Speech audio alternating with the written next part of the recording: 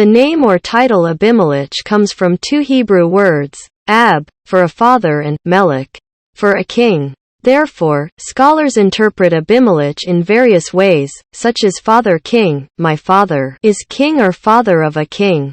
This title could communicate either a personal name or an official title of several Philistine kings, perhaps similar to Pharaoh among the Egyptians and Caesar among the Romans. In my research, I have found 3 Abimelechs in the Bible. Genesis chapter 20 verse 1 to 18 is the first mention to Abimelech. Abimelech was in power in Gerar when Abraham traveled through Kadesh in Shur inside the Philistine territory. Gerar was a Philistine city located in what is now south-central Israel.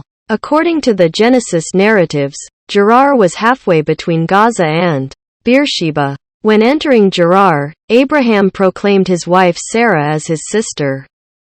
After hearing this, Abimelech, the king of Gerar, took Sarah to his palace. But God came to Abimelech in a dream, and told the king that Sarah was married to Abraham and that Abimelech would die upon taking her. Standing up for himself, Abimelech responded, saying that he was innocent since Abraham had informed him that Sarah was Abraham's sister. Abimelech restored Sarah to her husband, Abraham. Abimelech gave Abraham valuable gifts and offered him a settlement in any part of his country as a mark of respect. Abimelech also rebuked Abraham for deceiving him by pretending that Sarah was his sister. A few years after this, Abimelech visited Abraham and entered into a league of peace and friendship with Abraham. This league, confirmed by a mutual oath, was the first of which we have any record in biblical history.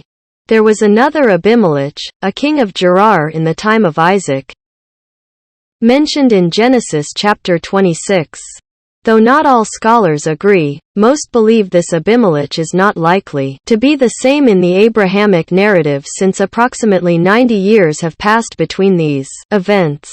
Perhaps the Abimelech discussed in the Isaac episode could be the son of the preceding Abimelech mentioned in the Abrahamic narrative. As the narrative stands now, Isaac sought refuge in his territory during a famine.